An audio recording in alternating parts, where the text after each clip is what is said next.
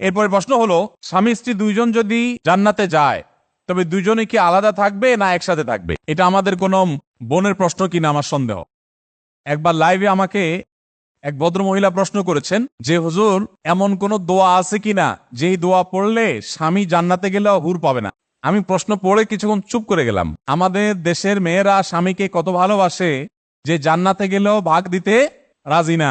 এই জন্য বলে নিজে জান্নাতে যাওয়ার দোয়া চায় না, তাই যে স্বামী জান্নাতে গেলেও হুর যেন না পায়। বুঝতে পেরেছে? এখন এই যে প্রশ্ন, সেখানে বলা হচ্ছে যে স্বামী স্ত্রী দুজনে জান্নাতে গেলে একসাথে থাকবে নাকি আলাদা থাকবে। দুইজনে যদি জান্নাতে থাকে তাহলে আলাদা থাকার তো কোনো প্রশ্নই ওঠে না। অবশ্যই অবশ্যই ইনশাআল্লাহ তারা একত্রে থাকবে। এই প্রশ্ন এক ভদ্রলোক দিয়ে গেছেন, দিয়ে যাওয়ার সময় বলছেন আর একটা সম্পূরক প্রশ্ন আছে, মুখে বলে দিয়ে গেছেন শেষের দিকে। সেখানে সম্পূরক প্রশ্নটা হলো যে যদি দুইজন জান্নাতেই থাকেন বুঝলাম, তো আর হুরের দরকারটা কি? এইটা শুনে আমার আরো পরিষ্কার হয়েছে যে প্রশ্নটা কোনো মহিলা করছে। বাঙালি নারী স্বামীকে অনেক বেশি ভালোবাসেন, যতটুকু ভালোবাসা দরকার তার চেয়ে বেশিও বাসে। যাই হোক, দেখেন, এটা নিয়ে অনেক লম্বা চড়া কথা বলতে হবে না। আমি খুব সংক্ষেপে মূল বিষয়টা আশা করি আপনাদের বোঝাতে পারবো। সেটা হলো, আমরা জান্নাতটাকে দুনিয়ার মতো মনে করি। দুনিয়াতে কোনো মহিলাই সতীন পছন্দ করে না। আছে কোনো মহিলা পৃথিবীতে? কেউই পছন্দ করে। আমরা মনে করি জান্নাতে গেলেও তো আমার এই হুট টুট থাকবে আমার স্বামীর আশপাশে, এগুলো দেখে তো আমার মেজাজ গরম হবে।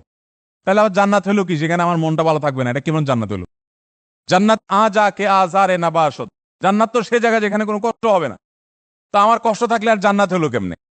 এটার উত্তর হলো, কোরআনে কারিমে আল্লাহ রাব্বুল আলামিন বলেছেন, ওয়ানাযানা মা ফি সুদুরিহিম মিন গিল, জান্নাতীদের অন্তর থেকে হিংসা নামক আইটেমটা, এই যে আমাদের হিংসা হয়, ঈর্ষা হয়, মনে একজন আরেকজনের প্রতি দুঃখ লাগা কাজ করে, এই জিনিসটা আল্লাহ তাআলা আমাদের বডি থেকে বের করে দিবে।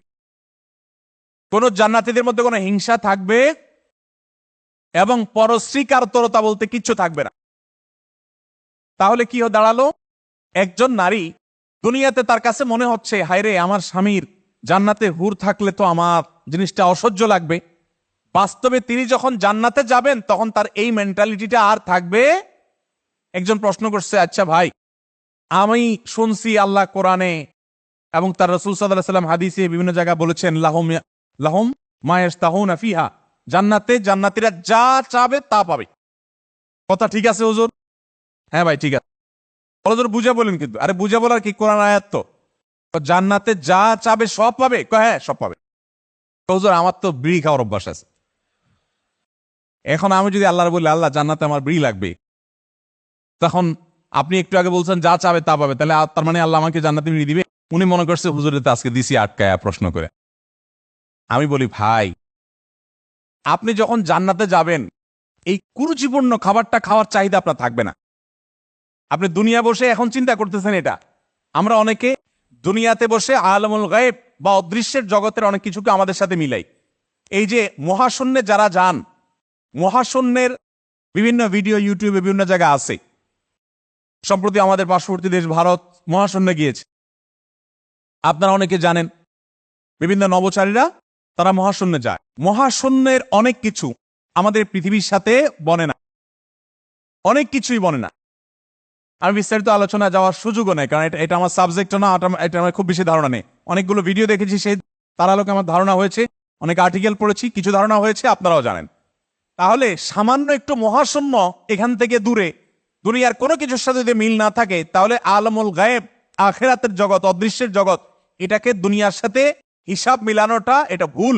সেখানে আমাদের এখানকার মতোই সবকিছু হবে তা কিন্তু না। আপনার এখানে যা মনে চাচ্ছে সেখানে তাই মনে চাবে, এরকমটি মনে করার কোনো কারণ নাই।